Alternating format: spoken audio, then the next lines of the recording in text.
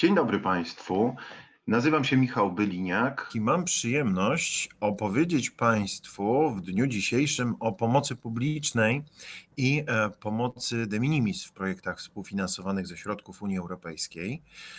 Bardzo mi miło powitać Państwa w nowym roku. To jest pierwsze szkolenie z serii, które się w tym roku odbywa. Mam nadzieję, że wszyscy Państwo w zdrowiu, w dobrych humorach, że możemy sobie dzisiaj spokojnie popracować. Drodzy Państwo, żeby formalnościom stało się zadość, należy powiedzieć, że szkolenie jest współfinansowane ze środków Unii Europejskiej w ramach Europejskiego Funduszu Społecznego. No i na początek kilka kwestii organizacyjnych związanych z naszym spotkaniem. Jako że ono ma bardzo specyficzną formułę, będziemy pracować 2 godziny. 2 godziny Państwo mnie będą słuchać. Ja postaram się w ciągu tych 2 godzin przekazać Państwu wszystkie najistotniejsze informacje na temat pomocy publicznej i de minimis i ich funkcjonowania z takiego praktycznego punktu widzenia, żebyście Państwo wiedzieli, co z tą pomocą zrobić, do czego ona służy, jak to działa. Będziemy mieli króciutką przerwę w trakcie, gdzieś w połowie tego mojego wykładu, żebyście Państwo zdążyli odsapnąć chwilę, a później będziemy mieli sporą przestrzeń na pytania i odpowiedzi. Po godzinie 12 będziecie Państwo mieli dużo miejsca na zadawanie takich rozległych, zaawansowanych, bardziej skomplikowanych pytań. Oczywiście zachęcam do zadawania tych mniejszych pytań, oczywiście w trakcie, kiedy będę opowiadał o pomocy. Gdyby cokolwiek dla Państwa było niejasne, proszę się nie krępować, od razu te pytania zadawać. Ja cały czas będę śledził czat. Jeśli nie odpowiem natychmiast, to prawdopodobnie dlatego, że chcę jakiś wątek domknąć czy dokończyć.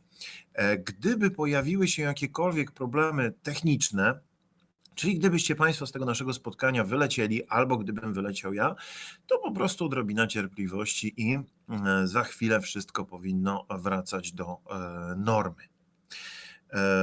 To tyle, jeśli chodzi o kwestie organizacyjne. Zaczynamy, proszę Państwa, o pomocy publicznej i pomocy de minimis rozmawiać. Co to jest za zjawisko, do czego to służy, po co pomoc powstała? To jest temat bardzo stary, funkcjonujący poza funduszami europejskimi. To jest ciekawe, ponieważ pomoc publiczna i pomoc de minimis funkcjonują od bardzo wielu lat i są w pewnym stopniu niezależne od funkcjonowania funduszy europejskich. To jest zjawisko, które występuje realnie poza funduszami, chociażby w postaci ulg podatkowych, które można otrzymać, rozłożenia należności podatkowych na raty, czy różnego rodzaju preferencyjnego korzystania z chociażby nieruchomości, które są własnością na przykład samorządu, a biznes, a przedsiębiorstwo może z nich korzystać.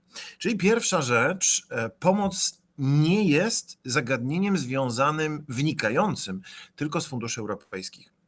Fundusze z niej korzystają, ponieważ jest jej dużo, natomiast jest to pewnego rodzaju zjawisko, które związane jest z działalnością gospodarczą. Uregulowane jest na poziomie Unii Europejskiej, czyli zagadnienie nie jest krajowym w całości. My, posługując się zagadnieniami z zakresu pomocy, czy to publicznej, czy de minimis, bo to są 2 różne rodzaje pomocy, bardzo zbliżonej, ale różne, będziemy opierali się na definicjach wynikających z dokumentów Komisji Europejskiej.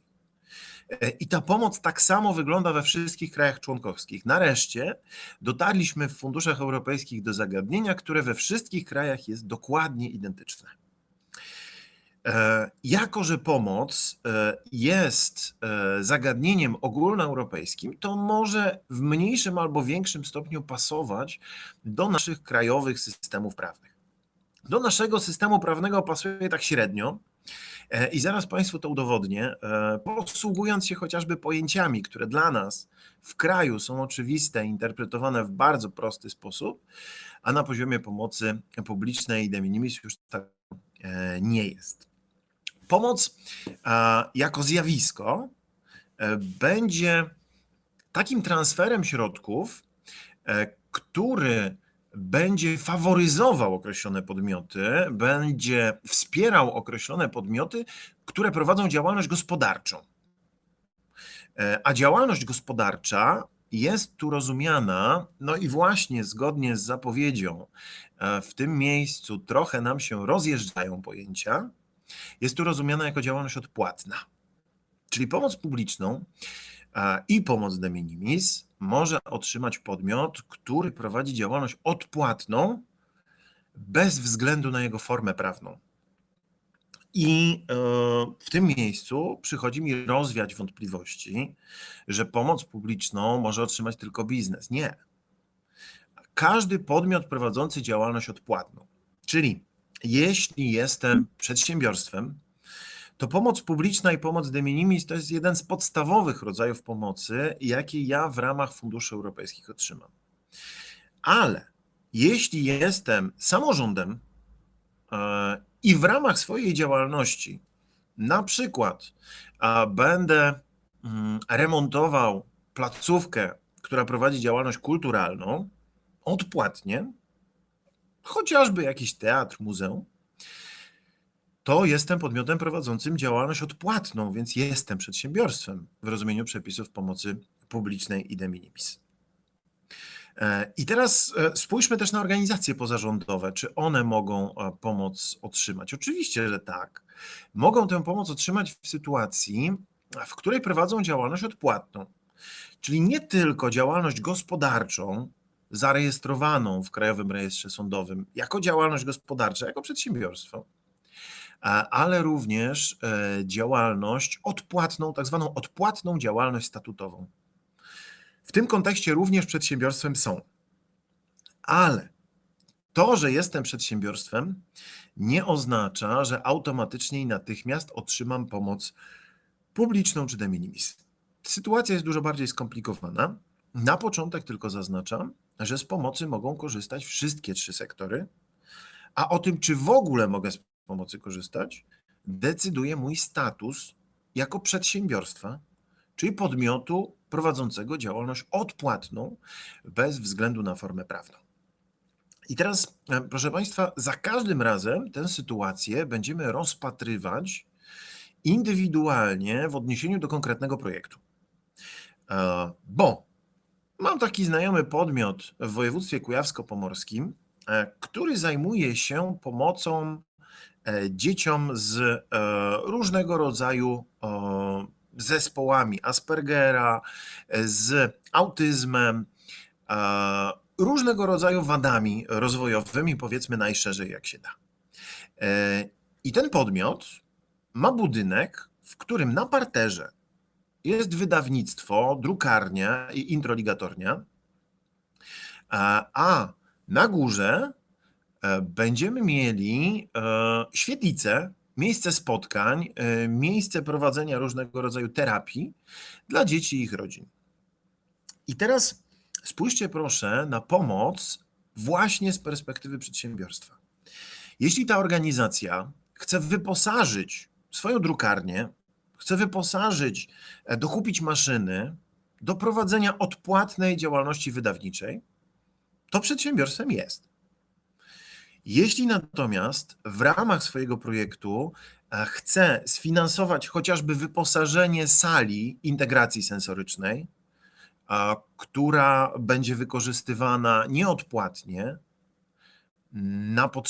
na potrzeby pracy z dziećmi, to przedsiębiorstwem nie jest.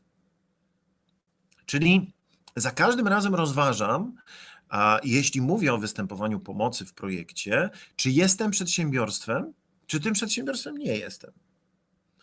Jeśli prowadzę działalność odpłatną i tę odpłatną działalność chcę finansować, to w kontekście pomocy jestem przedsiębiorstwem. Oczywiście byłoby zbyt prosto, żeby występowały tylko dwa przypadki, pomoc lub jej brak. Mamy jeszcze rozwiązanie pośrednie. Bo co stanie się w sytuacji, kiedy ta organizacja pozarządowa, o której mówiłem, będzie chciała termomodernizować budynek, który posiada w całości?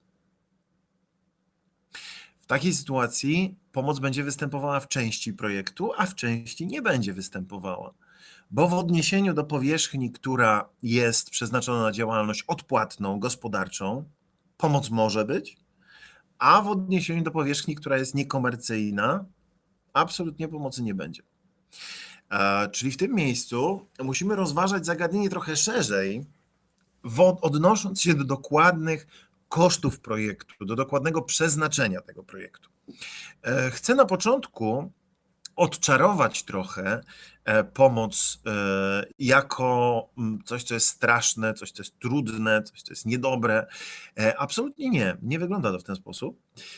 Pomoc jest pewnego rodzaju specyficznym rodzajem odpowiedzialności za to, że otrzymuję pieniądze wspierające moją działalność odpłatną. Bo jeśli na rynku mam dwa podmioty, które konkurują, załóżmy dwie restauracje. Ja w tej chwili wyglądam przez okno w Elblągu, widzę elbląską starówkę i na tej elbląskiej starówce mamy kilkanaście restauracji. I załóżmy, że jedna z tych restauracji otrzymuje pieniądze, które mają posłużyć wyposażeniu jej w odpowiedni sprzęt. Druga restauracja tych pieniędzy nie otrzymuje. W związku z tym te środki w jakimś stopniu zakłócają konkurencję. I pomoc jest właśnie takim mechanizmem, który ma za zadanie trochę przystopować faworyzowanie jednych podmiotów względem drugich przez przekazywanie im pieniędzy na ich działalność gospodarczą. Pomoc publiczna będzie stopować przy pomocy niższego poziomu dofinansowania. Czyli w sytuacji, kiedy podmiot, który będzie prowadził działalność niekomercyjną, otrzyma tego dofinansowania powiedzmy 85%, to podmiot, który działalność komercyjną będzie prowadził, może otrzymać na przykład maksymalnie 70%. I teraz patrząc z perspektywy pomocy de minimis. De minimis różni się od pomocy publicznej tym, że jest po prostu pomocą małą.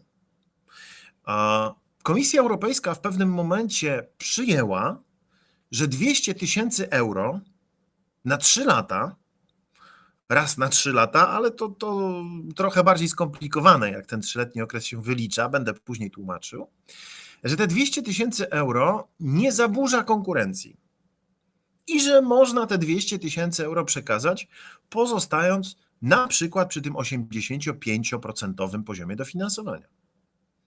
Ale nie więcej niż 200 000 euro. I widzicie Państwo tu te dwa mechanizmy pewnego rodzaju wprowadzania sprawiedliwości względem dotacji, dofinansowań na działalność odpłatną, na działalność komercyjną. I to jest idea pomocy. Pomoc publiczna jest mechanizmem, który pozwala zapanować nad zaburzeniem konkurencji przez środki, w naszym wypadku przez fundusze europejskie, które otrzymują podmioty prowadzące działalność gospodarczą na ich działalność.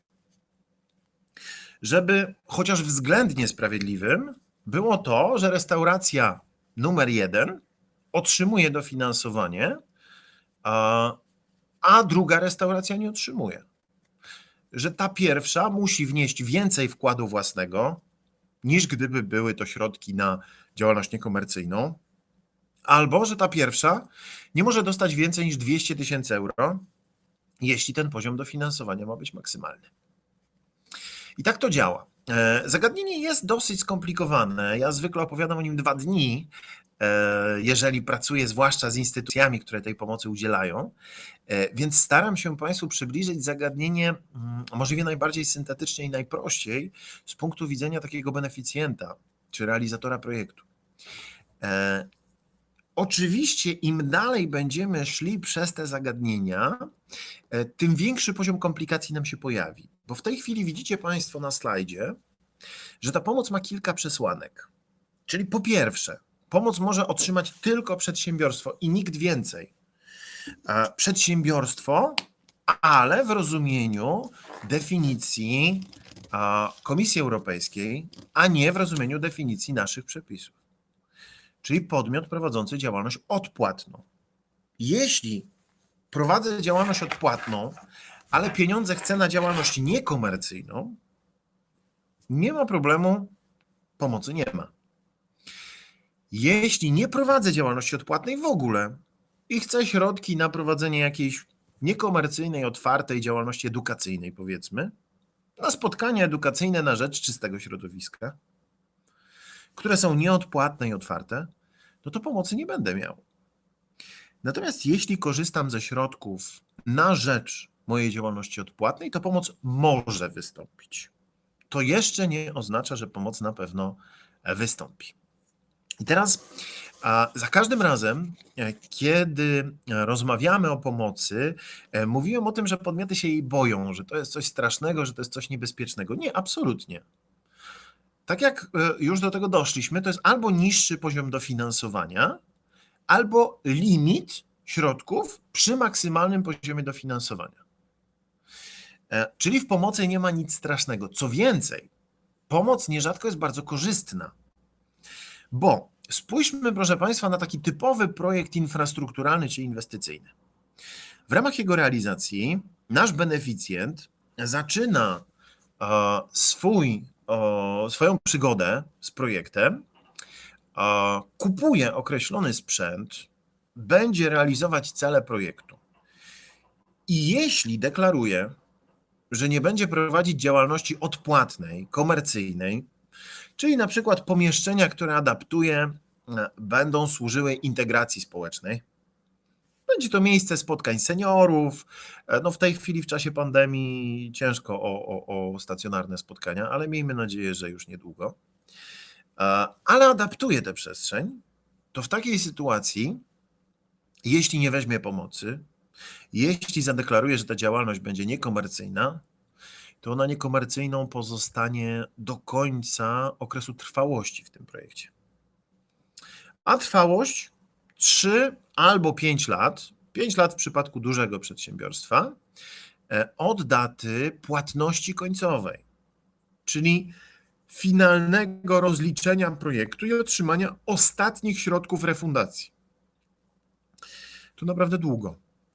Więc nie ma co uciekać przed pomocą. Ja opowiem Państwu o tym, w jaki sposób w majestacie prawa pomocy się unika i można to zrobić, bo jak już prawdopodobnie się domyślacie, pierwszym i podstawowym sposobem uniknięcia pomocy jest po prostu nieprowadzenie działalności odpłatnej w związku z projektem. Czyli w porządku, remontuję salę, ale ta sala nie będzie wynajmowana. I tym sposobem od pomocy uciekam. W majestacie prawa legalnie, wszystko zgodnie z wymaganiami. No tylko pytanie, czy na okres 3 albo 5 lat nie wiąże sobie rąk w kontekście prowadzenia tam działalności odpłatnej. Więc pomoc to nie jest nic strasznego. Planując projekt,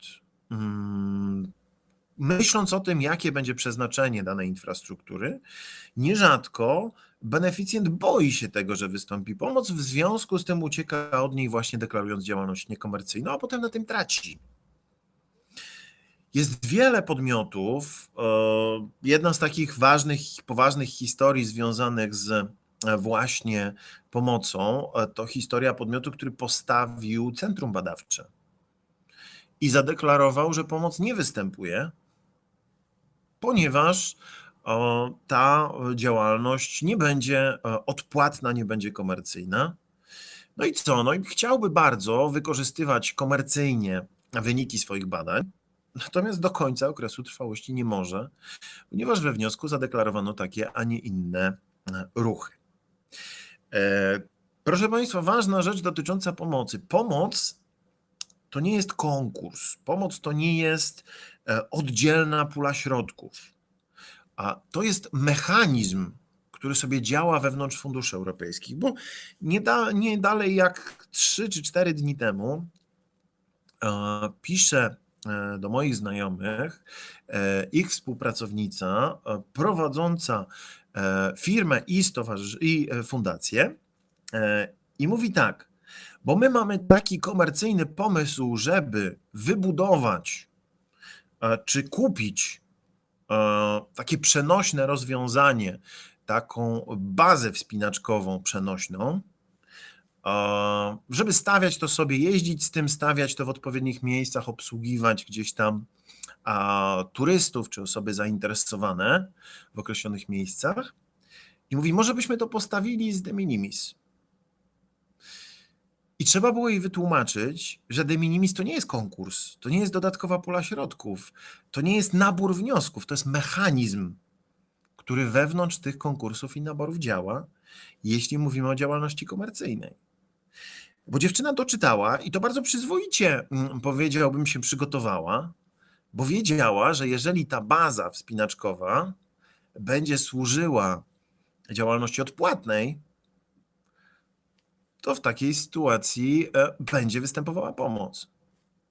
Ale teraz, tak jak każdy z Państwa, jeżeli będziecie chcieli się ubiegać o środki, będzie trzeba znaleźć konkurs, w którym to konkursie będzie można uzyskać środki na zakup czy wykonanie takiej bazy i wówczas zadziała mechanizm pomocy publicznej czy pomocy de minimis, bo będzie to służyło działalności odpłatnej. Myślę, że scharakteryzowałem Państwu pomoc jako zjawisko. Uspokoić mogę Państwa również, że w pomocy od co najmniej 30 lat bardzo niewiele się zmienia. Czyli rozmawiamy na koniec perspektywy 2014-2020. Zaczyna się perspektywa 2021-2027. Tu niestety muszę Państwa pozbawić złudzeń natychmiast, ponieważ ona się zacznie w 2022 roku. Czyli to nie jest tak, że rozpoczął się nowy rok i zaraz będziemy mieli nowe nabory z nowej puli środków. Ale w następnej perspektywie w temacie pomocy publicznej, jeśli się coś zmieni, to bardzo niewiele.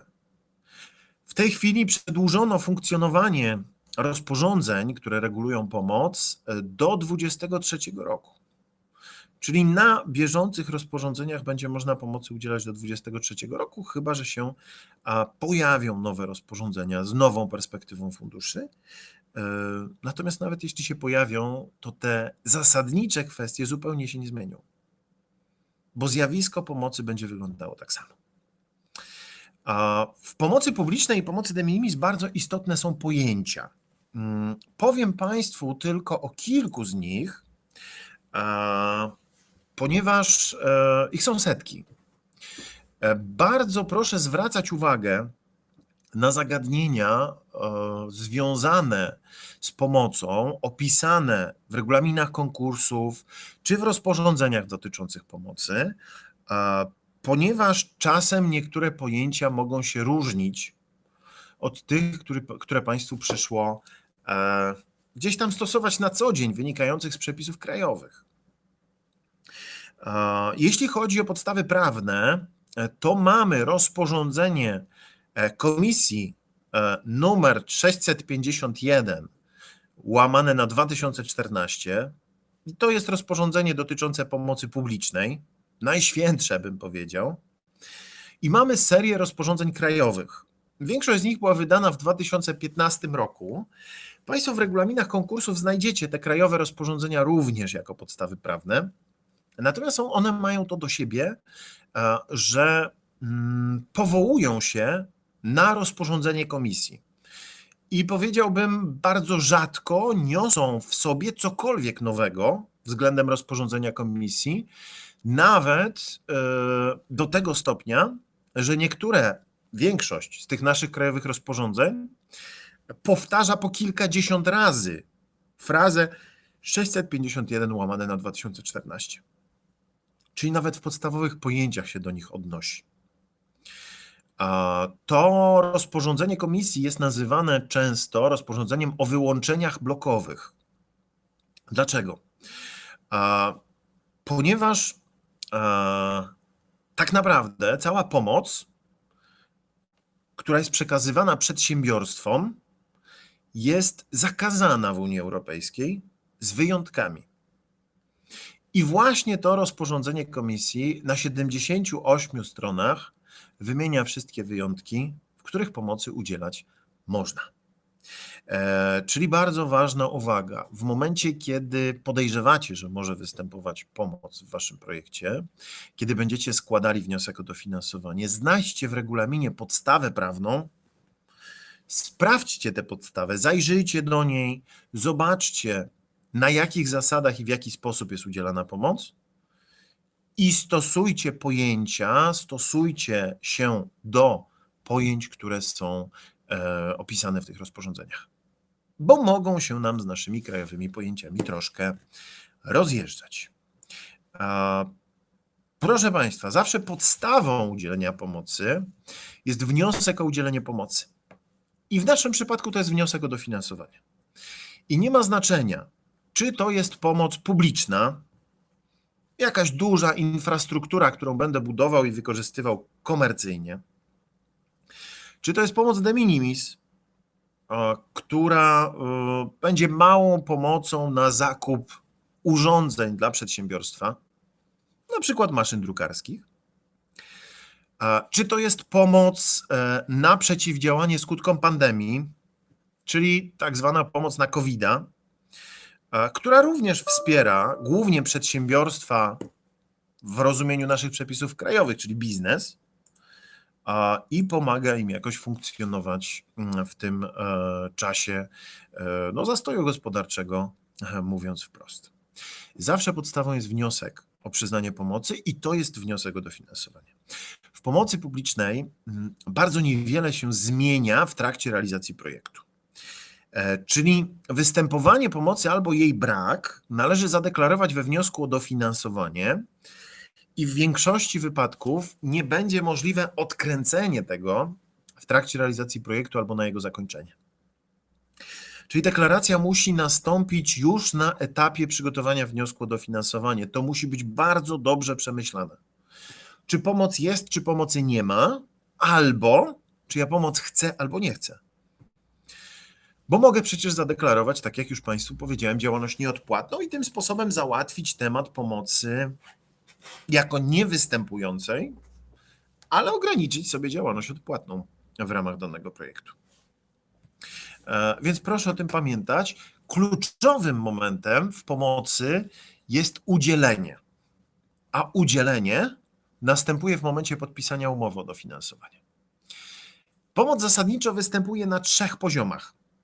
Pierwszy poziom to ja, wnioskodawca, zwracam się do Ciebie, instytucjo, czy to jest Urząd Marszałkowski, czy to jest Warmińsko-Mazurska Agencja Rozwoju Regionalnego.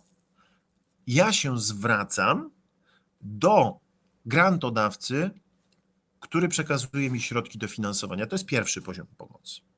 Najprostszy. Drugi poziom to sytuacja, gdzie ja w ramach mojego projektu udzielam pomocy. To na przykład projekty, gdzie beneficjent udziela dotacji na założenie działalności gospodarczej albo na rozwój działalności gospodarczej.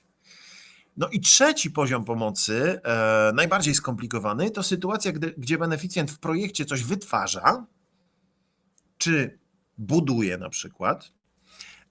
Załóżmy, że remontuje pomieszczenia, które później na zasadach korzystniejszych niż rynkowe będę wynajmował przedsiębiorstwom, startupom,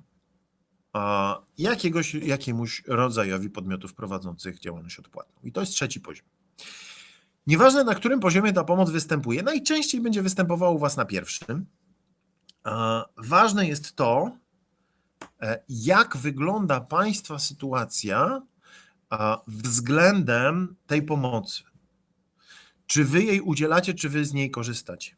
Mamy w kraju ustawę o postępowaniu w sprawach dotyczących pomocy i ta ustawa mówi wprost, że za pomoc publiczną i pomoc de minimis odpowiada udzielający. Czyli w tej sytuacji, w tym środowisku bardzo dokładnie sprawdzić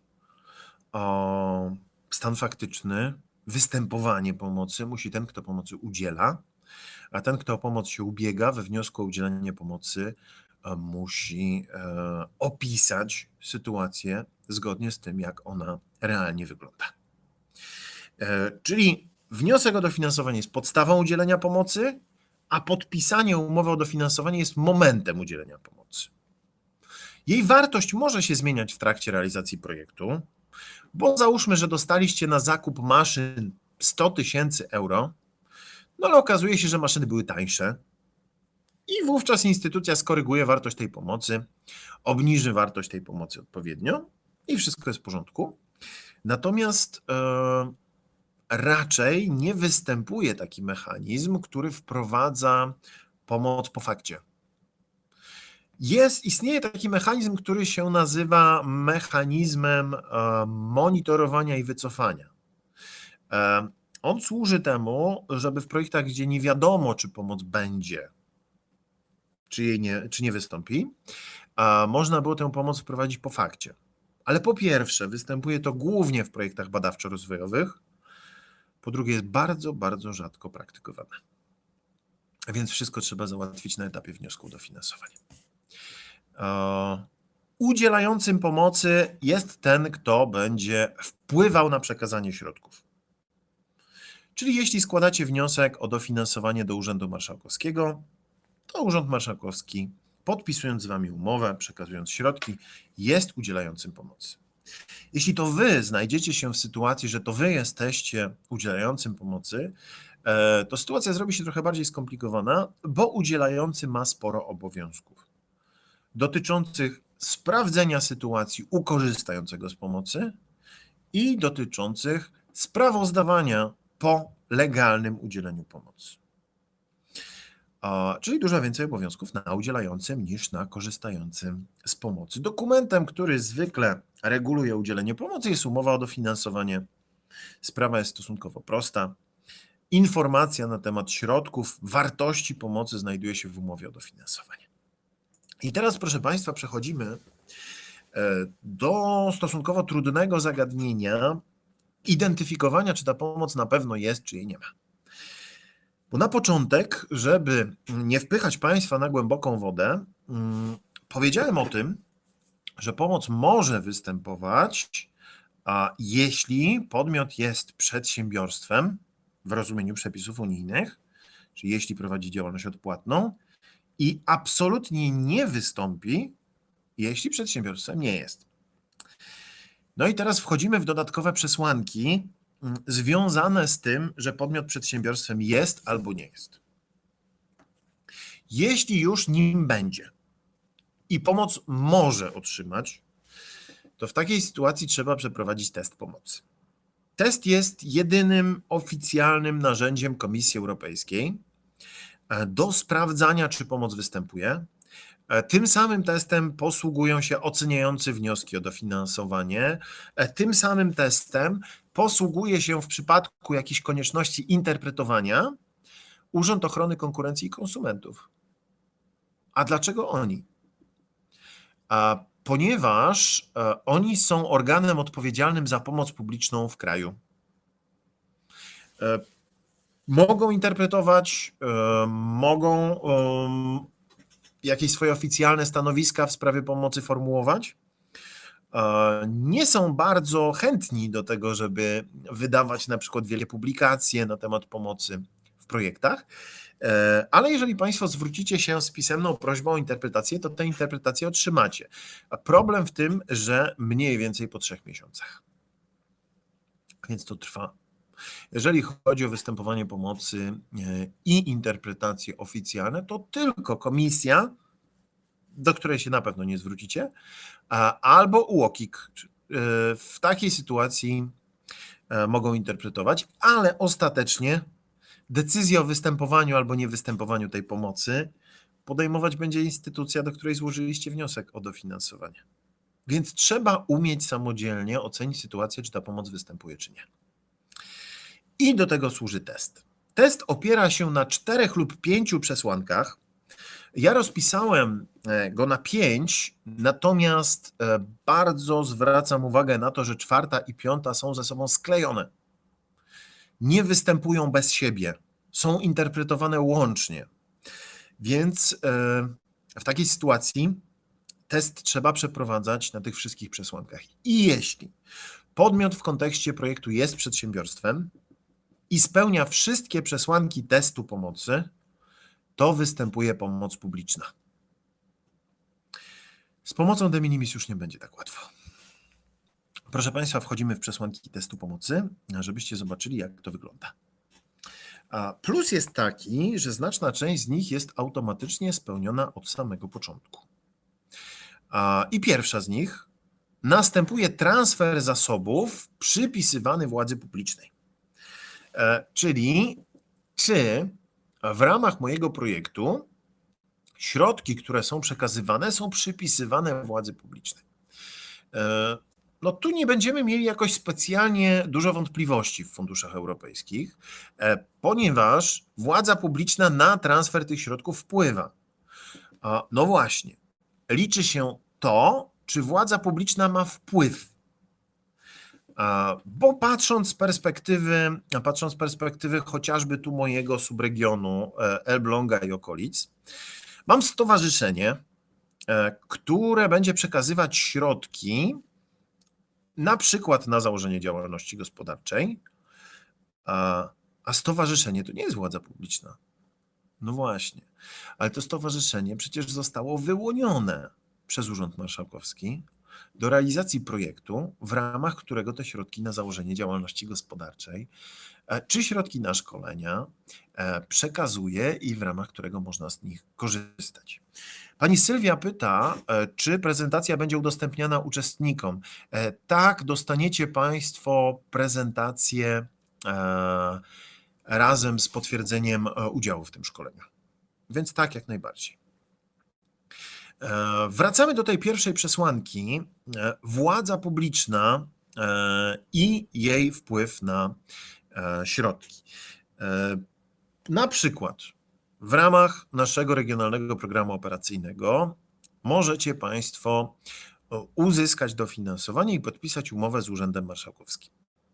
No to tu nie ma żadnej wątpliwości. Władza publiczna ma bezpośredni wpływ. Ale może się trafić, że jesteście przedsiębiorstwem i korzystacie ze środków na przykład na przeciwdziałanie skutkom pandemii i otrzymacie je od Warmińsko-Mazurskiej Agencji Rozwoju Regionalnego. W takiej sytuacji również mamy wpływ władzy publicznej, bo agencja jest spółką Urzędu Marszałkowskiego.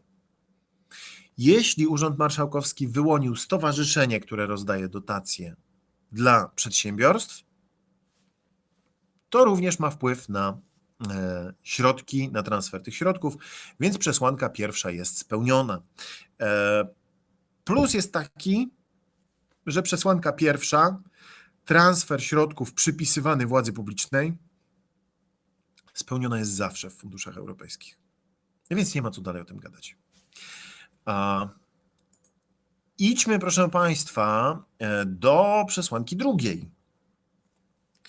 Transfer skutkuje przysporzeniem, czyli korzyścią, na zasadach, na warunkach korzystniejszych niż rynkowe. Jeśli transfer będzie skutkował korzyścią na rzecz określonego podmiotu, to jeszcze nie dotarliśmy do sedna tej przesłanki. Bo załóżmy, że miasto Elbląg, już się czepiłem Elbląga, to będziemy o nim gadać, ma lokal. Gdzieś przy Starówce ma lokal, który chce wynająć. Robi konkurs, przetarg. Zainteresowane podmioty składają w nim swoje oferty i załóżmy, że ja taką ofertę złożę i wygram ten przetarg, bo oferuję powiedzmy 3000 zł miesięcznie za wynajem tego lokalu. I teraz w tym lokalu powiedzmy, że zrobię lodziarnię. I ta lodziarnia będzie się cieszyć bardzo, bardzo dużym zainteresowaniem i będę na tej lodziarni zarabiał 30 000 złotych miesięcznie. Czyli płacę 3, zarabiam 30. Czy jest korzyść? No oczywiście, że jest korzyść i to nie mała. Natomiast czy ta korzyść następuje na warunkach korzystniejszych niż rynkowe? Nie. Przetarg, otwarty konkurs to warunki rynkowe, ale nie otwarty konkurs w rozumieniu funduszy europejskich, tylko w rozumieniu prawa zamówień publicznych chociażby. Czyli jeśli uzyskuję jakąś korzyść na warunkach korzystniejszych niż rynkowe, czyli jeśli uzyskuję 300 000 złotych na zakup urządzeń do mojej firmy, to ten transfer jest dla mnie przysporzeniem na warunkach korzystniejszych niż rynkowe, bo nie muszę położyć na stole 300 000, żeby 300 000 dostać. Więc jak widzicie Państwo, druga przesłanka też jest stosunkowo prosta. No myślę, że można ją bardzo łatwo zamknąć, tak jak pierwszą. Druga przesłanka testu pomocy w funduszach europejskich spełniona jest zawsze. Czyli przeszliśmy już przez dwie.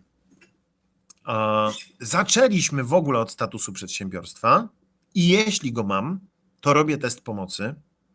Jak nie jestem przedsiębiorstwem w kontekście projektu, to szkoda pracy, bo tak jak powiedziałem, jeśli nie jestem przedsiębiorstwem w rozumieniu przepisów pomocy, to na pewno tej pomocy nie mam. I mamy dwie przesłanki za sobą. Pierwszą, transfer przypisywany władzy publicznej i drugą, korzyść na zasadach korzystniejszych niż rynkowe. Czyli w tym momencie dwie pierwsze przesłanki są spełnione automatycznie. To w takim razie możemy iść dalej. Możemy iść dalej. Ja tu o tym przysporzeniu piszę dużo w prezentacji. Państwo rzucicie sobie okiem, ponieważ tu jest kilka takich przesłanek, kilka takich szczegółów, które mogłyby Was zainteresować. Ale póki co o pierwszą i drugą przesłankę bać się absolutnie nie musicie. Trudniej zrobi się przy czwartej. Ale póki co jeszcze trójka. Transfer jest selektywny, czyli będzie wybierał określone podmioty albo wytwarzanie określonych dóbr. Selektywność, czyli wybór, będzie wskazywał na to, że premiujemy jakieś określone firmy, jakieś określone działalności, a innych nie. Tak jak wcześniej opowiadałem o przykładzie restauracji na Starówce. I teraz, czy ta selektywność występuje, czy nie? Jak wygląda sytuacja? No, przede wszystkim samo zjawisko polega na tym, że premiuje się jeden podmiot względem drugiego. Hiszpania próbowała udowodnić komisji, że potencjalnie, jeżeli bardzo dużo podmiotów jest uprawnionych do korzystania z pomocy, to nie mamy spełnionej tej przesłanki i pomocy nie ma. Natomiast w funduszach europejskich, no i znowu będzie stosunkowo łatwo, przesłanka trzecia spełniona jest zawsze. A dlaczego?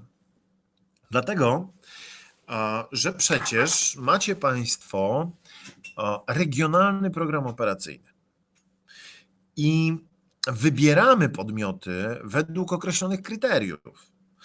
Załóżmy, że zwracam się do Urzędu Marszałkowskiego w Olsztynie w ramach konkursu z takim pomysłem, że ja mam nieruchomość w Karpaczu i tam chciałbym na mojej działce budować jakiegoś rodzaju budynek i uzyskać dofinansowanie w ramach Regionalnego Programu Operacyjnego Warmii i Mazur. No i Urząd Marszałkowski mówi mi: świetnie, ale to nie to województwo. Zgłoś się do Urzędu Marszałkowskiego na Śląsku. I na tym polega selektywność. Chociażby selektywność geograficzna, czyli granice województwa, w których możemy realizować projekty, zwłaszcza infrastrukturalne. Selektywność może dotyczyć określonych branż dziedzin, w których prowadzę działalność, może dotyczyć znowu subregionów, wyłączać określone terytorium z realizacji projektów, czyli ona może mieć bardzo różny wymiar. I żeby nie było selektywności, to w regulaminie konkursu musiałoby być napisane, że uprawnionymi do ubiegania się o dofinansowanie są wszystkie podmioty. A wystarczy informacja, że osoby fizyczne nie mogą skorzystać i już mamy selektywność. Czyli przesłanka trzecia, selektywność, spełniona jest w funduszach europejskich zawsze. Czyli minęliśmy 3 pierwsze przesłanki bez uszczerbku, a wszystkie 3 są spełnione. A w momencie, kiedy jestem przedsiębiorstwem i spełnione są pierwsze 3 przesłanki, występuje pomoc de minimis. W pomocy de minimis nie bada się spełnienia tych ostatnich przesłanek testu pomocy, 4. i 5. łącznie. Dlaczego? Bo to jest pomoc mała. Tak jak już Państwu podpowiadałem wcześniej, z definicji ona nie zakłóca konkurencji. Ona ma limit 200 000 euro na 3 lata i komisja przyjęła, że z definicji nie będzie zakłócać konkurencji, bo to po prostu mało pieniędzy.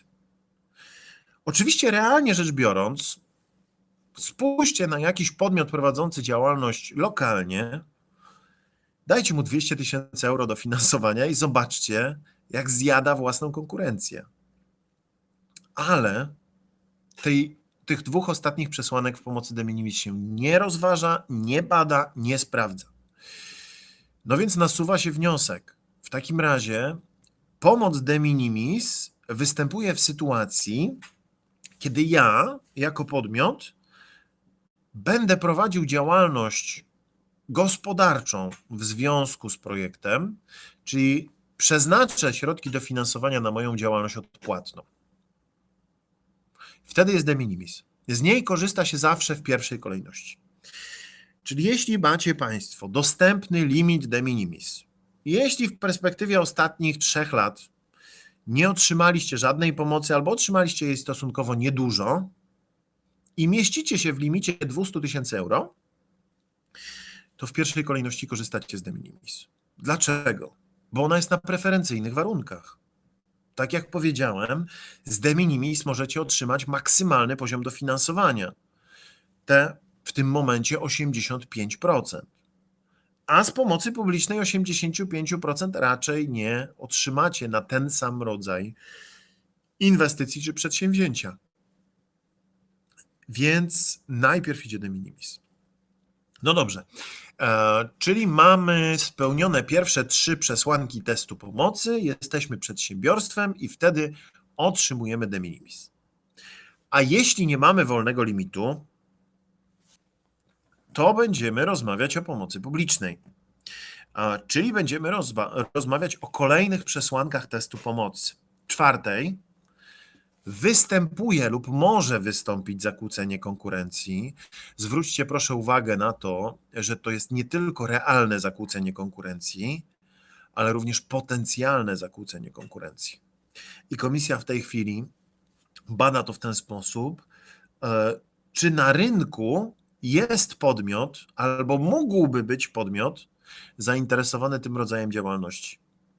I tu w większości wypadków jest albo mógłby być.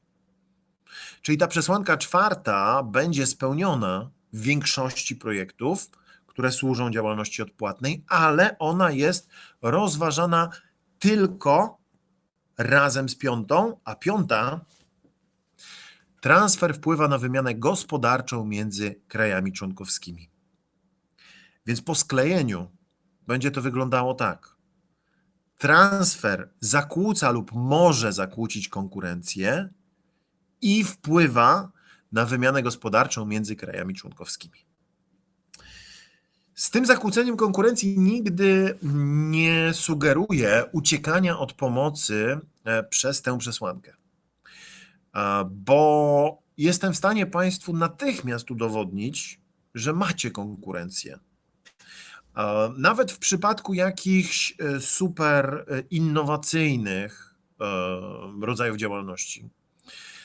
Załóżmy, że otwieracie Państwo w ramach projektu takie miejsce, już 3 takie w Polsce funkcjonują, polegające na tym, że macie turbinę wiatrową, nad nią macie zamontowaną siatkę i na tę siatkę można wejść, turbina się włącza i to jest symulator swobodnego spadania, czyli symulator skoków ze spadochronem.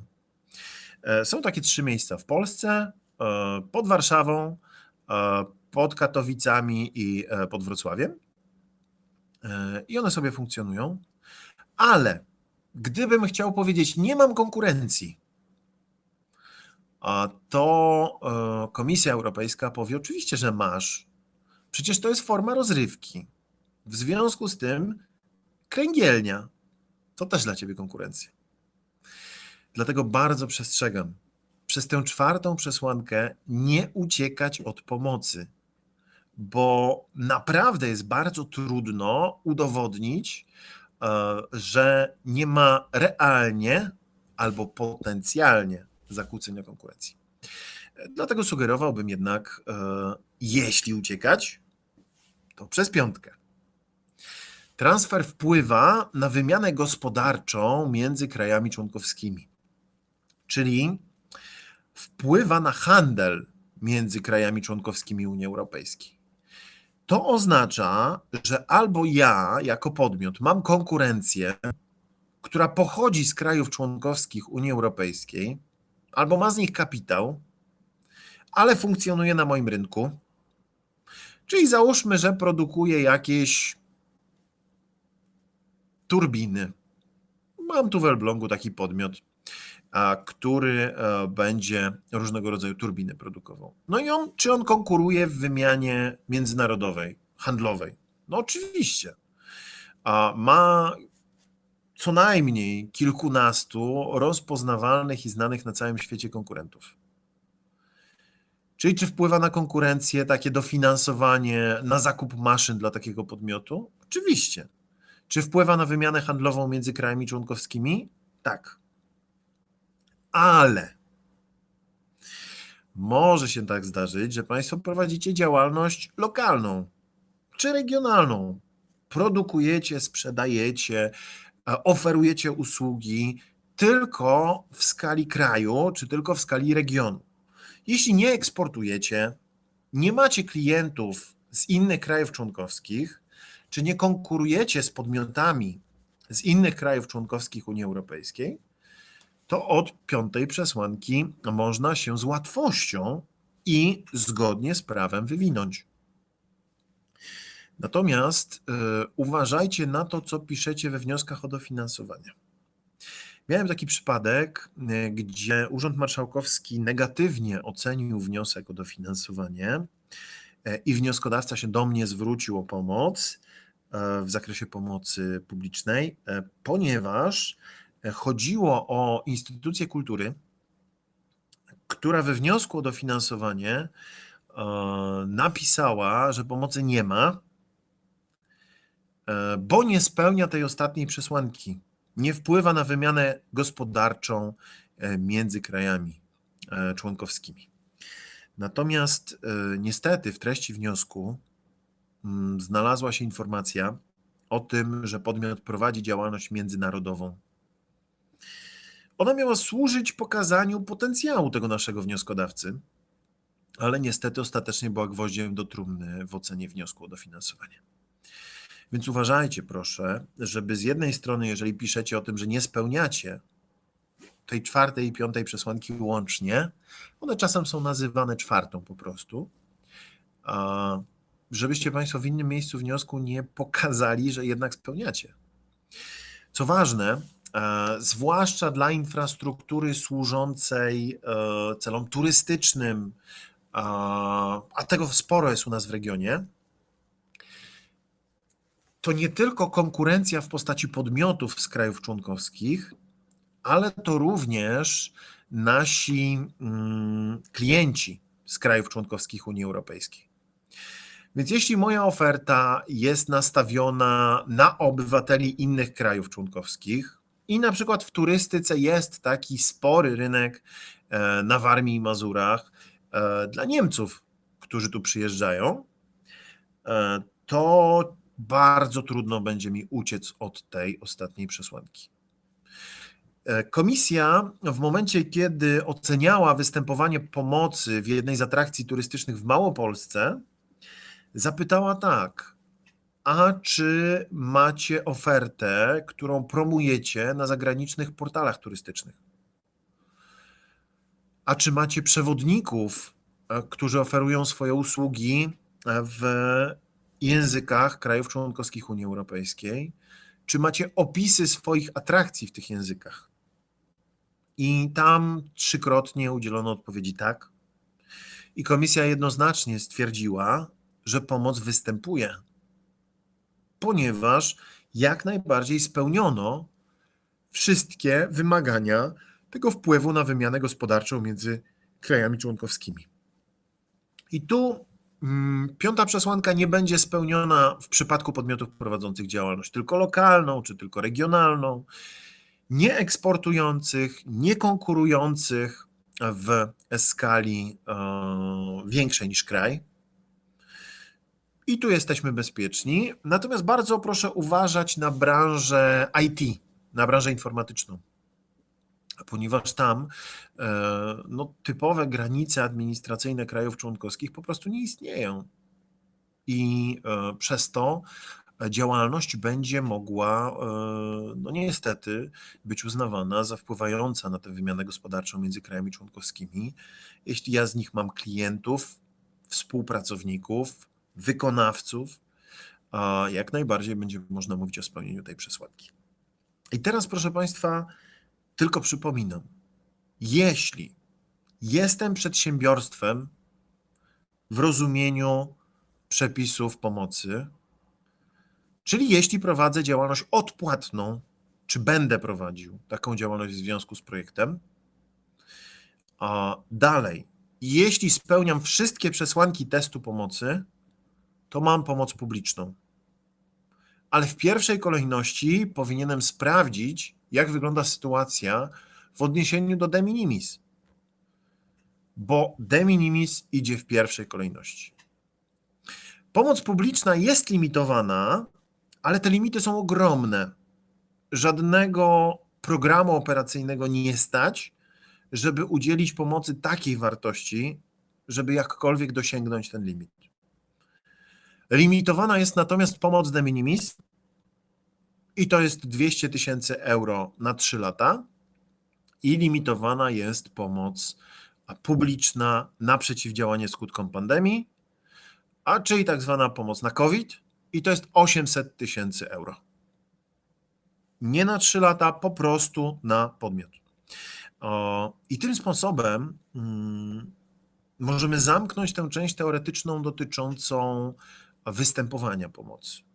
Zawsze rozważacie swój projekt, zawsze najpierw, czy jestem przedsiębiorstwem, w tym projekcie, nie w ogóle, tylko w tym projekcie, a później test pomocy. Najpierw de minimis, potem publiczna. No i wychodzi na to, że słuchaliście mnie Państwo już przez godzinę, więc robimy krótką przerwę. Zaplanowane jest 15 minut, ale zróbmy 7. I za 7 minut wracamy do interpretacji pomocy, wielkości przedsiębiorstwa i samego udzielania pomocy. Zapraszam na przerwę. Widzimy się za 7 minut. Wracamy, proszę Państwa, i będziemy rozmawiać dalej o występowaniu pomocy. Przeszliśmy przez 5 przesłanek testu i teraz pojawia się kilka kwestii związanych z rodzajami pomocy. De minimis jest jedna. Nie ma możliwości rozdzielania de minimis na poszczególne rodzaje, na pomoc przeznaczoną powiedzmy dla przedsiębiorstw, na pomoc dla pracowników i tak dalej. Jest jeden rodzaj pomocy de minimis, nie ma tutaj specjalnie zbyt wielu możliwości. Natomiast w pomocy publicznej tych rodzajów będziemy mieli co najmniej kilkanaście i każdy z tych rodzajów będzie miał swoje, nazwijmy to, podrodzaje. Co to będzie dla Państwa oznaczało?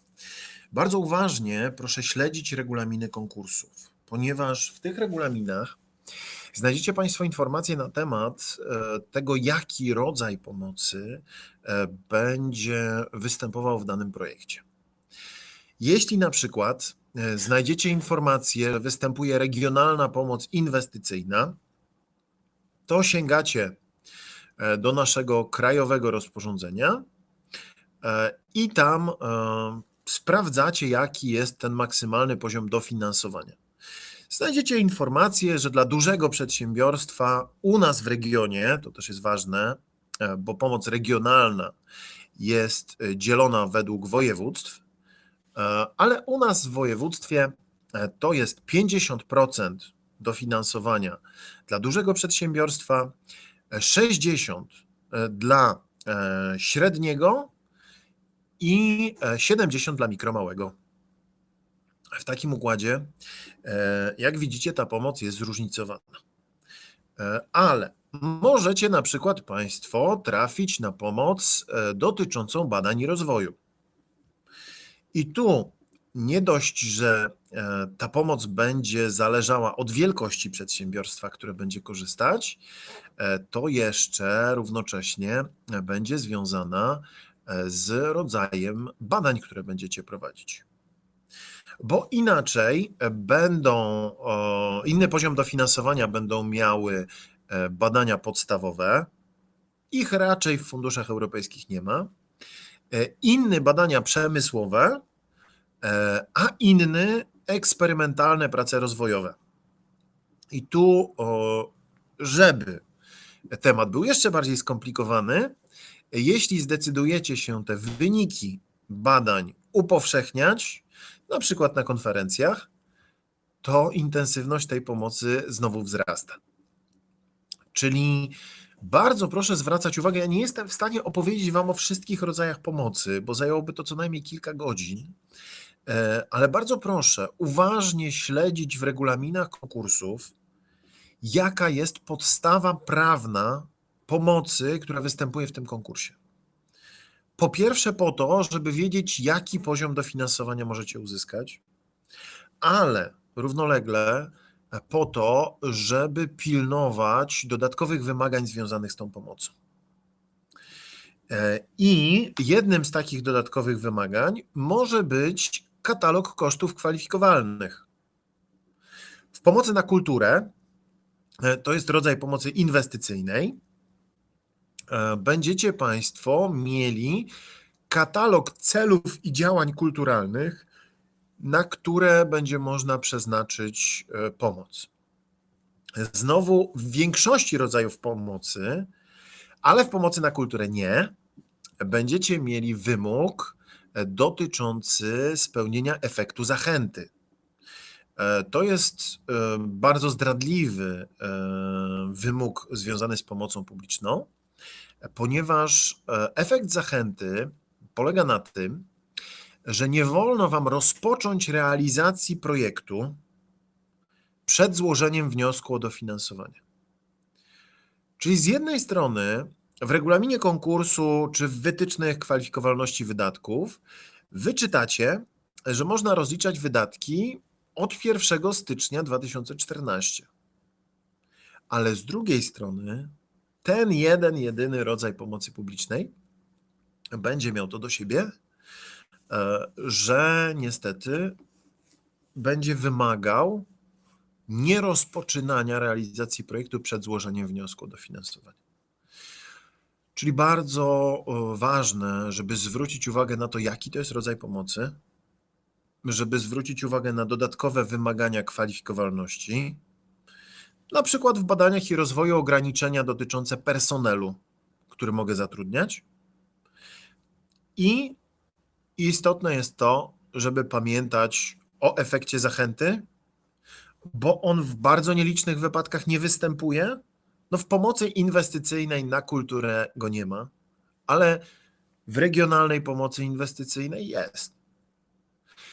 pomocy de minimis nie ma efektu zachęty. To jest kolejny plus i kolejne uproszczenie związane z de minimis. Tak naprawdę pomoc publiczna dzieli się na 3 rodzaje. One nie są Państwu potrzebne do szczęścia, ale może dzięki temu, że opowiem o nich, będziecie Państwo mieli pojęcie na temat tego, jakie obszary w ogóle mogą wspierać pomoc. Pierwszy to pomoc regionalna właśnie. I jeśli chodzi o tę pomoc, ona jest w rozporządzeniu Komisji nazwana pomocą na wspieranie rozwoju takich regionów, w których poziom życia jest nienormalnie niski. I cała Polska tą pomocą jest pokryta. Od następnej perspektywy finansowej już kilka regionów z mapy zniknie. My się nie musimy martwić. Wskaźniki PKB na osobę w województwie mamy na tyle niskie, że ta pomoc jeszcze do 2029 roku będzie funkcjonowała. Czyli to jest jeden rodzaj pomocy na wspieranie regionów. Tu są inwestycje, tu jest budowa nowych obiektów, tu są zakupy sprzętu, maszyn. Tu jest wszystko, co nowe. Nowe w rozumieniu inne niż dotychczas prowadzone, realizowane w inny sposób. W przedsiębiorstwie mogę otworzyć jakiś nowy rodzaj działalności, ale mogę też wprowadzić nowe usługi w ramach starej dziedziny, czyli powiedzmy mam tartak, ale teraz moją nową usługą będzie wytwarzanie jakichś określonych impregnowanych desek. I wtedy również mamy wymagania dotyczące pomocy regionalnej spełnione. Drugi rodzaj pomocy, obok pomocy regionalnej, to tak zwana pomoc horyzontalna. Ta pomoc będzie sprzyjała takim zagadnieniom, które są przedmiotem ogólnoeuropejskiego zainteresowania. Czyli na przykład pomoc na ochronę środowiska, czy pomoc służąca rozwojowi przedsiębiorstw. To są takie ogólne zagadnienia, które należy wspierać zdaniem Komisji Europejskiej w całej Europie i do tego jest pomoc horyzontalna, pomoc na badania i rozwój. I trzeci rodzaj pomocy to pomoc sektorowa. Pomoc sektorowa to pomoc dla określonych branż, czyli na przykład dla sektora energetyki, czy pomoc na kulturę.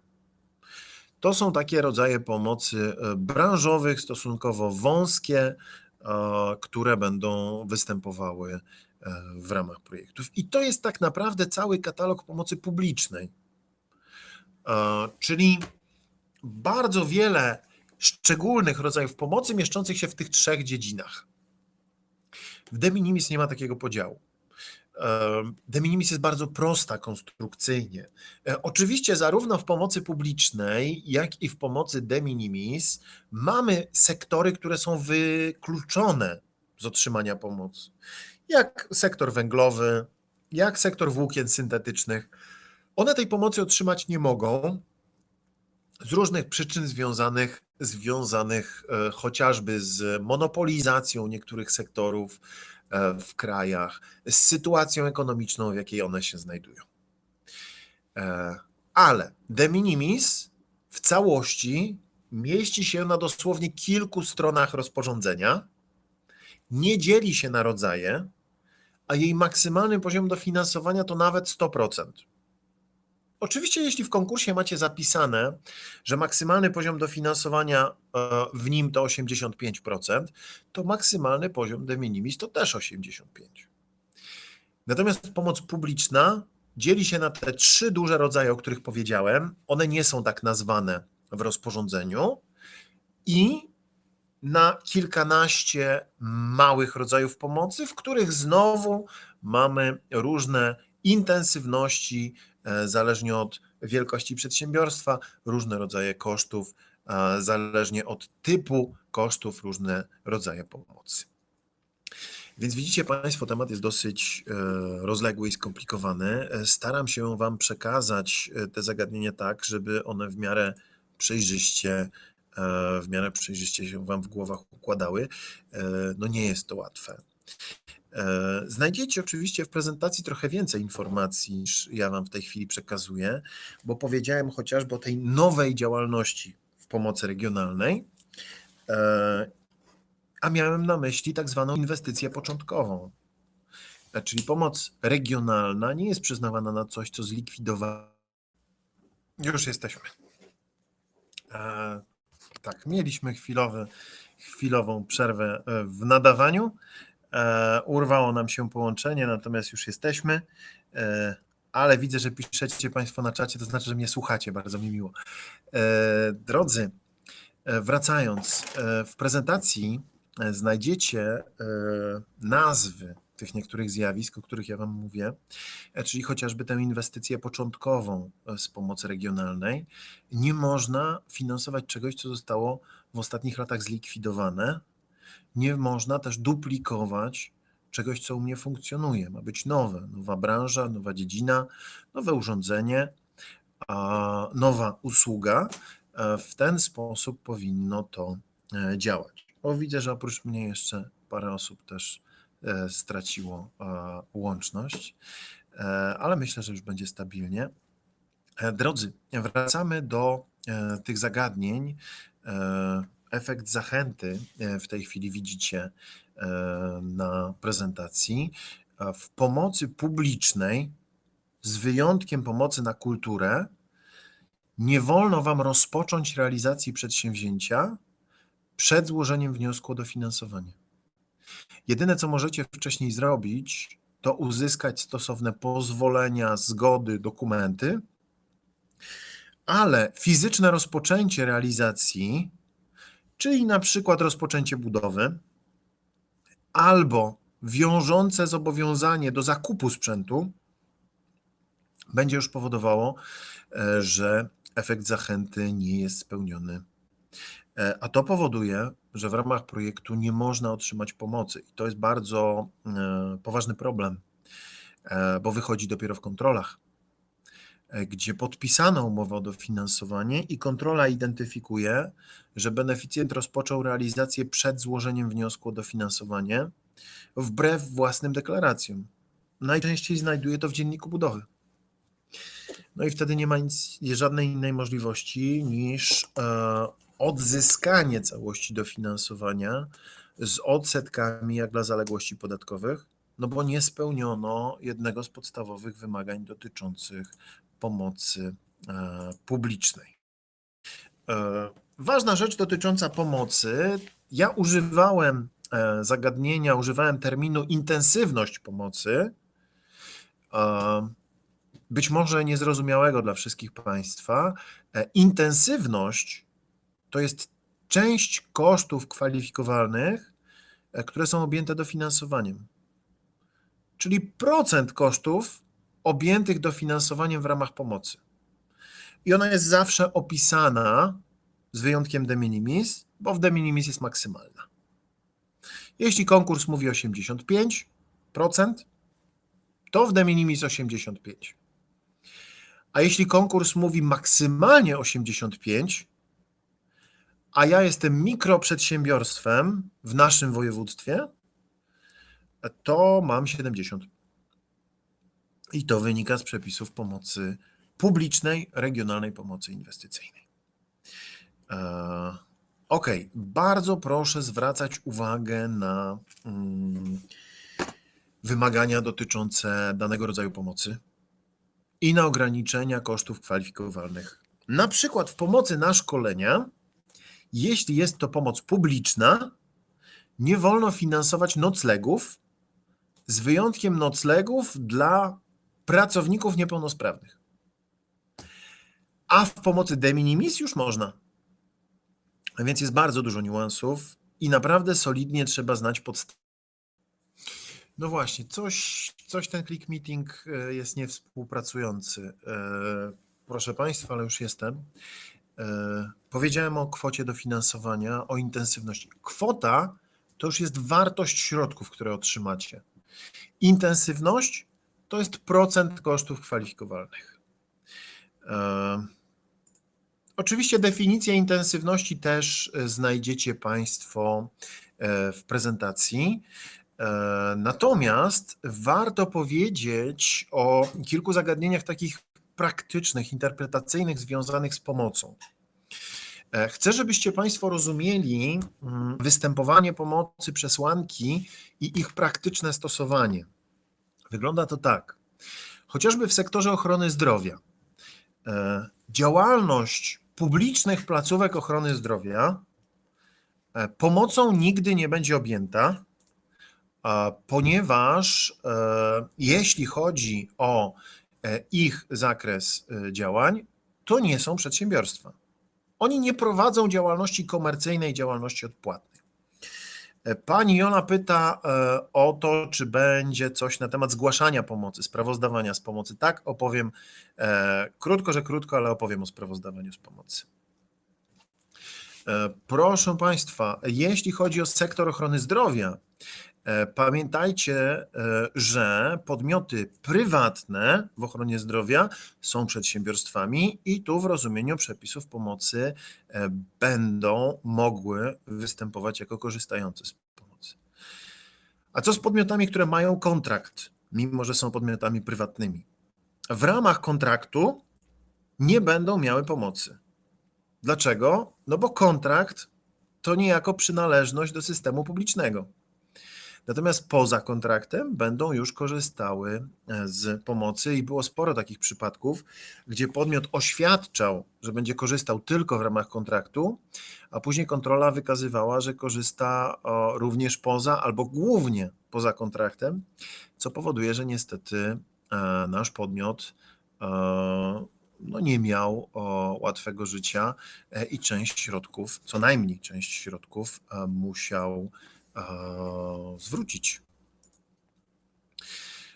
Jeśli chodzi o poszczególne dziedziny, chciałem Wam pokazać jeszcze kilka takich zagadnień.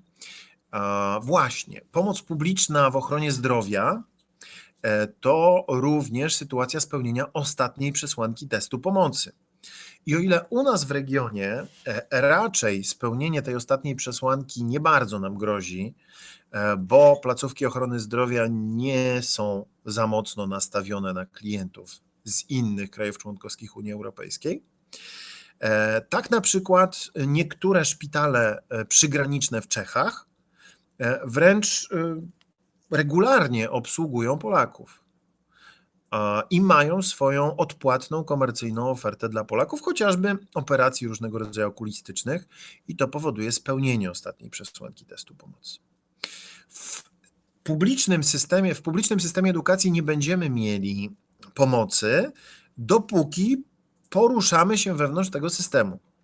Ale jeśli publiczne przedszkole sfinansuje sobie wyposażenie sali zabaw, którą później będzie wynajmowało na organizację urodzin w weekendy, może się okazać, że ta pomoc może wystąpić, ponieważ ono wtedy przedsiębiorstwem w kontekście projektu się staje. Tak też jest w badaniach i rozwoju, na uczelniach, w centrach badawczych, w różnego rodzaju podmiotach prowadzących właśnie działalność w tym sektorze. Dopóki moja infrastruktura, sprzęt zostaje wykorzystany tylko do realizacji mojego projektu i tylko do działalności nieodpłatnej, niekomercyjnej, to pomocy nie ma, bo nie jestem przedsiębiorstwem. Ale w sytuacji, kiedy zaczynam wykorzystywać również do innych celów, czyli na przykład wynajmować moje laboratoria czy sprzęt, to w tej sytuacji staję się przedsiębiorstwem. Tak samo dosyć nieoczywistym będzie sytuacja biblioteki, która to biblioteka, dopóki jest taką typową, po prostu wypożyczającą książki biblioteką, wszystko jest w porządku, ale jeśli zaczyna wynajmować swoje pomieszczenia, na przykład szkołom językowym i szkołom nauki jazdy na wykłady, no to zaraz będziemy rozważali temat pomocy. Tak samo w sektorze kultury i w instytucjach kultury będziemy mówili o działalności gospodarczej, o ile jest kasa, czyli o ile wstęp jest na przykład biletowany. I nie ma znaczenia, że nasze krajowe przepisy, ustawa z 1991 roku mówi o tym, że działalność kulturalna nie jest działalnością gospodarczą. W rozumieniu przepisów pomocy publicznej taką działalnością będzie. Więc za każdym razem interpretujemy sytuację w odniesieniu do naszego podwórka, do naszej dziedziny. Muszę powiedzieć Państwu w kilku słowach o przedsiębiorcy i statusie przedsiębiorcy. Jako że powiedziałem, że tylko oni mogą korzystać z pomocy, każdy podmiot, który ubiega się o pomoc, musi złożyć formularz przy ubieganiu się o pomoc. To jest taki plik Excela, który się drukuje, wypełnia i drukuje, składa z wnioskiem o dofinansowanie albo przed podpisaniem umowy o dofinansowanie i w tym druku znajdują się informacje na temat mnie jako przedsiębiorcy. Czy nie działam w którejkolwiek z branż, które pomocy nie mogą otrzymać, a jeśli działam, to czy przypadkiem nie powoduje, że te pieniądze zostaną na tę działalność zakazaną przeznaczone. Bo mogę prowadzić działalność w zakazanej branży, ale nie mogę przeznaczyć dofinansowania na tę działalność. Czyli jeśli na przykład działam w sektorze włókien syntetycznych i w zakresie produkcji elementów maszyn, to jeśli moje dofinansowanie przeznaczę na produkcję elementów maszyn, nie ma problemu, wszystko jest w porządku, pomoc mogę uzyskać. Ale ten formularz przy ubieganiu się o pomoc pyta Państwa o wielkość przedsiębiorstwa. Czy jestem mikro, małym, średnim czy dużym przedsiębiorstwem? Patrząc na to zagadnienie od końca, mogę powiedzieć, że dużym przedsiębiorstwem będzie każdy podmiot, który będzie miał co najmniej 25% udziałów lub praw głosu sektora publicznego. Czyli wszystkie samorządy, spółki samorządów, jeśli tych udziałów jest więcej niż 25%, one stają się podmiotem dużym, co pociąga ze sobą i niską intensywność pomocy, i niemożliwość korzystania na przykład z niektórych rodzajów pomocy. Jeśli chodzi o wielkość przedsiębiorstwa, to ważne jest, że na wielkość wpływa kilka czynników. I to oprócz wyników finansowych i oprócz zatrudnienia jest również kryterium niezależności, czyli powiązania. Biorąc pod uwagę pierwsze 3 kryteria, czyli zatrudnienie, to jest RJR, tu widzicie Państwo w drugiej kolumnie, obrót lub bilans, bo do oceny wielkości przedsiębiorstwa bierze się jedno lub drugie. Widzicie Państwo tabelę, w której możemy znaleźć na przykład, że mikroprzedsiębiorstwo ma zatrudnienia rocznych jednostek roboczych mniej niż 10. To jest łączne zatrudnienie w przeliczeniu na etaty razem z właścicielami. Ma mniej lub równo 2 miliony euro obrotu lub bilansu. Takie dane podaje się w perspektywie 3 lat i tego od was będzie chciała instytucja, żeby te dane przedstawić za 3 ostatnie lata obrotowe, dlatego że podmiot trzeba sprawdzić w kontekście ewentualnej zmiany kategorii. Jeśli w roku, mamy rok 2021, będziemy badać 3 zamknięte lata, załóżmy, że 2020 będzie już zamknięty, to badam 2020, 2019 i 2018. I teraz, jeśli w 2018 byłem przedsiębiorstwem mikro, w 2019 spełniałem warunki przedsiębiorstwa małego, a w 2020 znowu mikro, to ja nie zmieniłem kategorii. Bo 2 lata, rok po roku muszą wystąpić przesłanki do zmiany kategorii, żeby ją zmienić. Czyli żeby być przedsiębiorstwem małym, musiałbym i w 2019, i w 2020 spełnić te wymagania. Tak samo jest ze schodzeniem do kategorii niżej, czyli jeśli byłem przedsiębiorstwem średnim, w kolejnym roku spełniałem przesłanki przedsiębiorstwa małego, to dla pomocy dalej pozostaje średnim, bo 2 lata, rok po roku muszę spełnić przesłanki. To jest bardzo ważne przy udzielaniu pomocy, bo od tego zależy intensywność. I bardzo ważne są powiązania. Instytucja, która udziela dofinansowania, będzie interesować, czy jestem przedsiębiorstwem samodzielnym, czy jestem partnerski, czy powiązany. Jeśli będę przedsiębiorstwem samodzielnym, to wezmą tylko i wyłącznie moje dane, tylko dane, które ja przedstawiam. I te dane, które będą dotyczyć mojej firmy, porównane zostaną z tabelą, którą pokazywałem przed chwilą. Jeśli natomiast jestem przedsiębiorstwem partnerskim, czyli moje powiązania to między 25 a 50% udziałów lub praw głosu, to w takiej sytuacji instytucja będzie badać nie tylko moje dane, ale będzie chciała, żebym sprawozdał również z tego przedsiębiorstwa, z którym jestem w ten sposób związany, podał jego dane i proporcjonalnie dodał te dane. Jak widzicie na tym schemacie, jeżeli przedsiębiorstwo B ma w A 25% udziałów, to wówczas do 100% A, które chce się ubiegać o dofinansowanie, muszę dodać 25% danych z przedsiębiorstwa B, danych zatrudnienia i danych wyników finansowych. I to może spowodować, że jeżeli tych powiązań jest wiele, no to niestety z mikroprzedsiębiorstwa staje się przedsiębiorstwem co najmniej małym albo nawet średnim. Co więcej, nie ma co ukrywać takich powiązań, ponieważ są serwisy, które nieodpłatnie pozwalają takie powiązania wykryć. Wkleiłem Państwu w tej chwili link do takiego serwisu. On się nazywa rejestr.io i tam wpisując NIP, albo imię i nazwisko, albo nazwę podmiotu, jesteście Państwo w stanie znaleźć wszystkie aktualne powiązania. I jako członek organów, i w postaci udziałów, akcji czy znaczenia w innych podmiotach. Więc w takim układzie proszę pamiętać o tym, że absolutnie nie należy chować takich danych.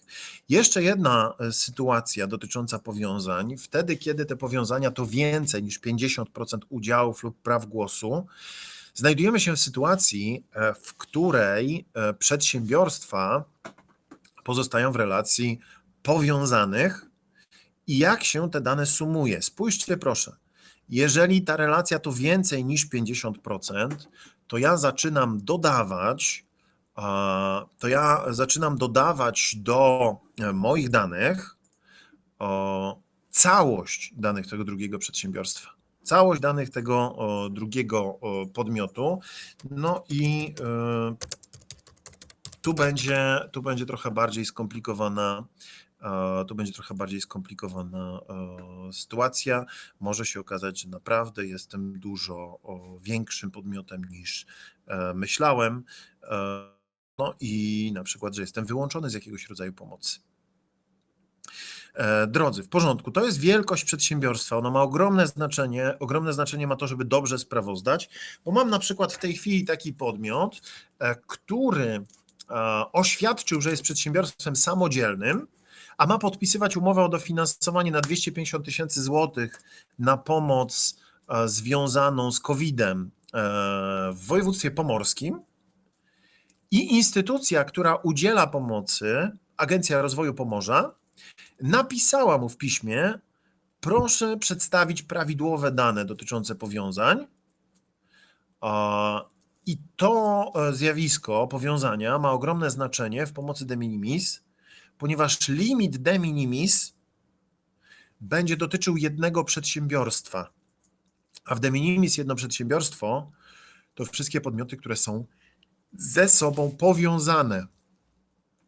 powiązane przy pomocy właśnie takich relacji, o których mówiłem. Czyli jeżeli mam 3 firmy działające w tej samej branży, to limit de minimis 200 000 euro na 3 lata jest po prostu dla nich jeden. I na to trzeba zwrócić dużą uwagę. Co powinienem Państwu powiedzieć o de minimis? Bo ona jako specyficzny rodzaj pomocy wymaga kilku chwil Państwa uwagi. De minimis jako pomoc mała, prosta, będzie funkcjonowała na podstawie rozporządzenia 1407 łamane na 2013. Krajowe rozporządzenia również mamy i w regulaminach konkursów Państwo znajdziecie informacje o tych krajowych rozporządzeniach. Natomiast krajowe rozporządzenia znowu będą się powoływać głównie na rozporządzenie komisji, więc to rozporządzenie komisji będzie dużo ważniejsze. I teraz, jeśli chodzi o de minimis, limitowana 200 000 euro na 3 lata, oznaczać to będzie, że jeden podmiot, jedno przedsiębiorstwo, tak jak powiedziałem przed chwilą, czyli mój wnioskodawca i wszystkie powiązane z nim podmioty mają łącznie 200 000 euro limitu. Limitu, który jest dynamiczny, zmienia się, ponieważ mamy styczeń 2021 i załóżmy, że ja dzisiaj składam wniosek o dofinansowanie i na dzień złożenia wniosku oraz często na dzień udzielenia pomocy, inaczej, zawsze na dzień udzielenia pomocy i często na dzień złożenia wniosku bada się, czy ja mam dostępny limit. I dziś bada się rok 2021, czyli te kilka dni, a 2020 i 2019. Oznacza to, że 1 stycznia znikła niejako pomoc, która była mi udzielona w roku 2018. I tak te 3 lata wyglądają. To jest rok bieżący i 2 pełne poprzednie lata kalendarzowe. Tym sposobem prawie nigdy nie będzie się badać pełnych 3 lat, bo trzeba by było udzielać pomocy 31 grudnia, a takiej pomocy raczej nikt w tym momencie nie udziela. Czyli 200 000 euro na 3 lata na jedno przedsiębiorstwo, który to limit jest sprawdzany przez instytucję, która pomocy udziela, bo udzielający pomocy ma obowiązek sprawdzenia, jak wygląda w tej chwili limit pomocy. I udzielający będzie sprawdzał po numerze NIP.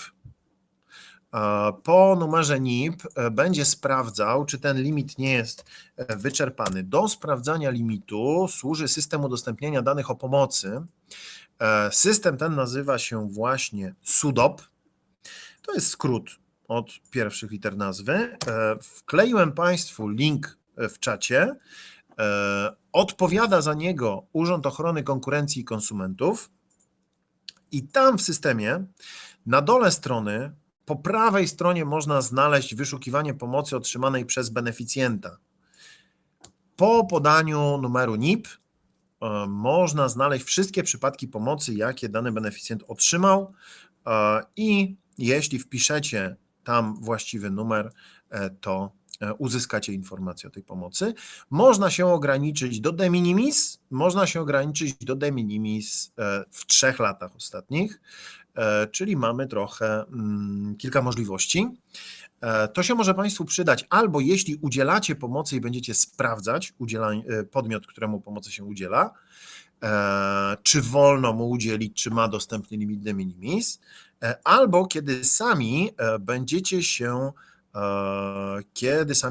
się ubiegać o pomoc i będziecie zobowiązani do sprawozdania z przypadków pomocy, której Wam udzielono. Podkreślam, w limit de minimis nie wchodzi pomoc na COVID-a.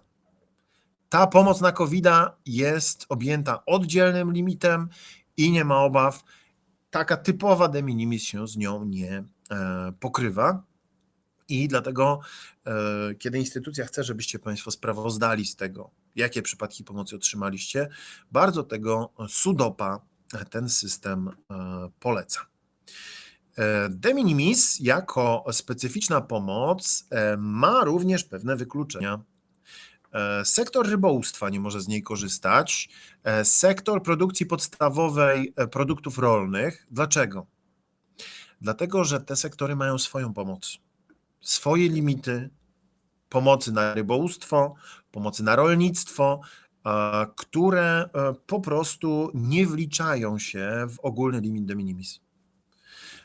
Czyli wykluczenie z tej podstawowej pomocy wybranych dziedzin, wybranych sektorów. W de minimis sektor węglowy się znalazł i to była jedna z największych zmian, jakie nastąpiły między perspektywami finansowania, między perspektywami funduszy europejskich. To powiedziałbym ogromna zmiana i chcę tym sposobem Państwa uspokoić, że te modyfikacje, jakie następują w pomocy, jakie nastąpią względem następnej perspektywy finansowej, która się zaraz będzie zaczynać, po prostu będą marginalne, będą prawie żadne. Ok. Jeśli chodzi o kumulację, to jest jeszcze jedna rzecz, w zakresie której muszę Państwa uspokoić. Przy ubieganiu się o pomoc, kiedy będziecie wypełniać formularz przy ubieganiu się, będziecie pytani o kumulację. Czym jest kumulacja? To jest zjawisko związane z występowaniem pomocy w dwóch sytuacjach, w dwóch przypadkach, na przykład w dwóch projektach. Chodzi o to, że instytucji nie wolno udzielić państwu pomocy powyżej maksymalnej intensywności.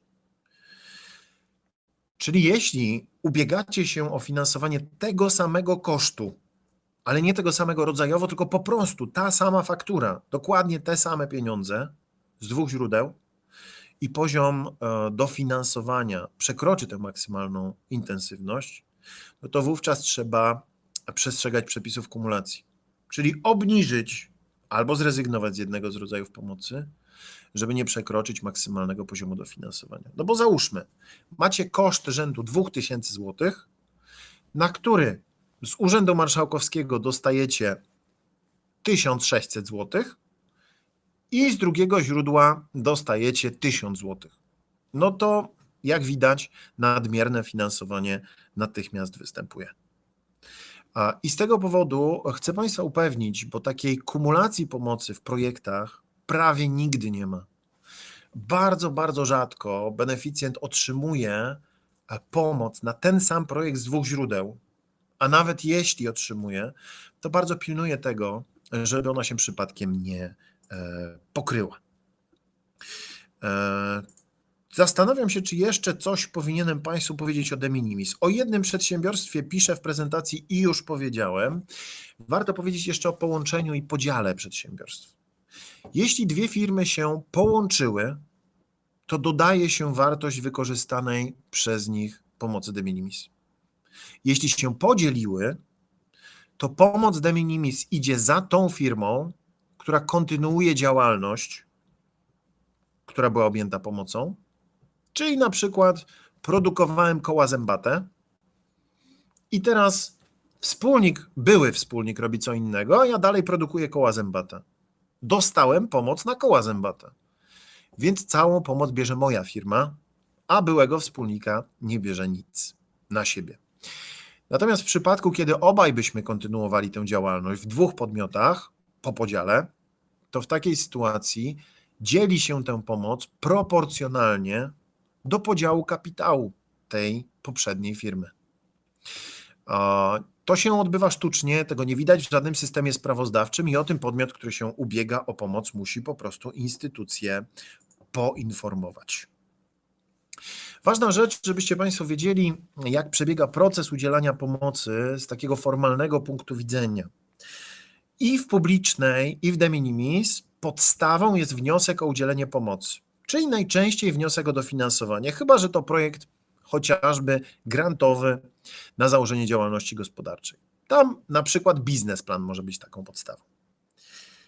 Następnie podmiot, który się ubiega o pomoc, składa formularz przy ubieganiu się o pomoc. To jest formularz, wzór wynikający z krajowej ustawy i rozporządzeń. To ten plik Excela. Pod każdym konkursem taki formularz przy ubieganiu się będzie. Następnie, jeśli jest to pomoc de minimis, składa oświadczenie lub zaświadczenia o otrzymanej pomocy. W zaświadczeniach jest bardzo dużo błędów, więc sugeruję jednak składać oświadczenie o otrzymanej pomocy i jeśli wszystko jest w porządku, podpisuje się z nim umowę. Umowę o dofinansowanie, umowę o przyznanie grantu, różne to będzie miało formy. I teraz w momencie, kiedy podpisaliśmy umowę, jeśli to pomoc publiczna, musimy z niej sprawozdać do Urzędu Ochrony Konkurencji i Konsumentów. Jeśli to pomoc de minimis, musimy sprawozdać i wystawić zaświadczenie. Czyli jeśli korzystacie z de minimis, to otrzymujecie zaświadczenia. Jeśli udzielacie de minimis, to wystawiacie zaświadczenia. I bardzo ważna kwestia, trzeba pilnować tego, żeby sprawozdać z pomocy. I tu zresztą zgodnie z prośbą, która się pojawiła przed paroma chwilami, kilka słów o sprawozdawaniu z pomocy. Do sprawozdawania z pomocy służy system, który prowadzi Urząd Ochrony Konkurencji i Konsumentów. System się nazywa SHRIMP, jak krewetka po angielsku. System harmonogramowania, raportowania i monitorowania pomocy. Tak on się nazywa. W tej chwili mamy system SHRIMP 2. Część z Państwa być może jeszcze go nie widziała. Część w ogóle go nie widziała, a ci, którzy sprawozdają, bo widzę, że dwie z pań pytały o pomoc i sprawozdawanie z niej, zwracam uwagę, że pojawił się nam nowy system informatyczny, który służy sporządzaniu sprawozdań. System po pierwsze jest wreszcie stabilny, po drugie jest wreszcie przejrzysty, po trzecie jest po prostu ładny. Jest finansowany z funduszy europejskich. Jeśli chcecie go sobie Państwo podejrzeć, to ja Wam wkleję, nie da się go w tej chwili podejrzeć tak po prostu, bo trzeba mieć do niego dane do logowania, ale ja Wam wklejam link do instrukcji nowej i można ją sobie otworzyć i podejrzeć, jak on teraz wygląda. Kto sprawozdaje? Sprawozdaje ten, kto udziela pomocy. Na sporządzenie sprawozdania z pomocy jest 7 dni od dnia udzielenia.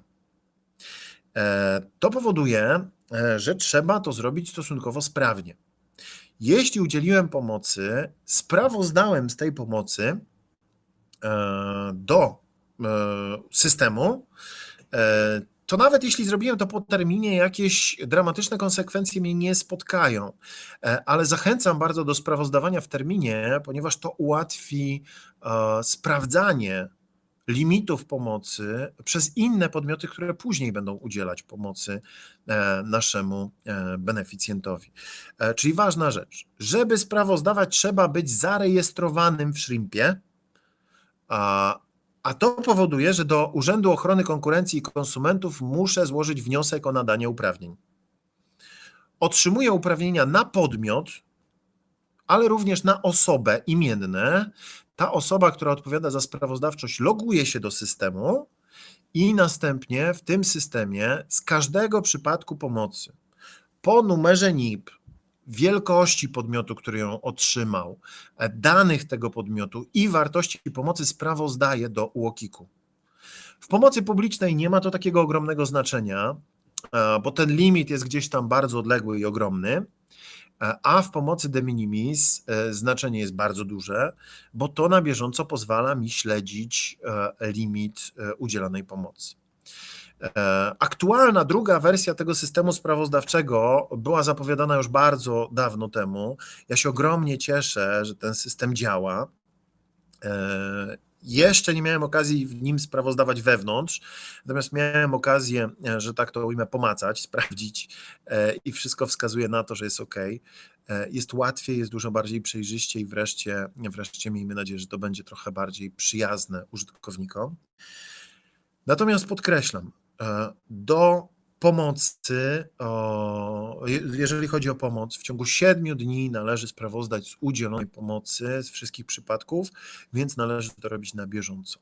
Pani Anna pyta, czy można wpisywać pomoc bezpośrednio, nie zaciągając Excela, jak to było poprzednio. Tak, Pani Anno. bardzo dużo radości on przynosi, bo jest dużo prostszy i dużo bardziej liczny, jeżeli chodzi o jego konstrukcję. Więc ta sprawozdawczość ma duże znaczenie.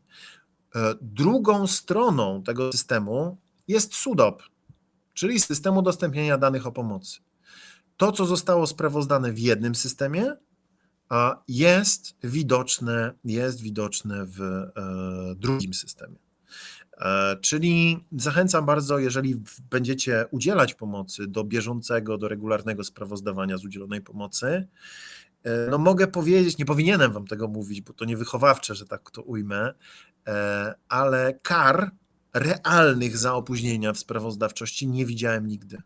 Mimo że są wpisane do ustawy, to nie widziałem nakładania takich kar, ale bardzo zachęcam, żeby się wywiązywać z tej sprawozdawczości, jeśli udzielamy pomocy, bo później ci, którzy korzystają, mogą podejrzeć w SUDOP-ie, jaki mają dostępny limit, ile tej pomocy otrzymali, i tak samo instytucje mogą sprawdzić, jak wygląda bieżąca sytuacja. SUDOP nie może służyć do zastępowania zaświadczeń lub oświadczenia o udzielonej pomocy. Dlaczego? No bo dane w nim ze względu na te terminy sprawozdawczości będą zawsze przeterminowane o te 7 dni na sprawozdanie z pomocy. Drodzy Państwo, wybiła 12, więc część wykładową przychodzi mi zamknąć. Opowiedziałem Państwu o pomocy, o zagadnieniach z nią związanych, o identyfikowaniu pomocy, natomiast przechodzimy do fazy pytań.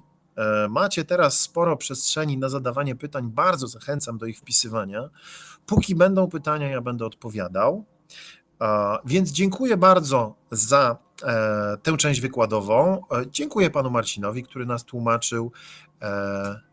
Ci z Państwa, którzy już chcą nas opuścić, śmiało można spotkanie opuszczać, tylko nie zapomnijcie wypełnić ankiety ewaluacyjnej, która została wklejona przez moją koleżankę administrator szkolenia.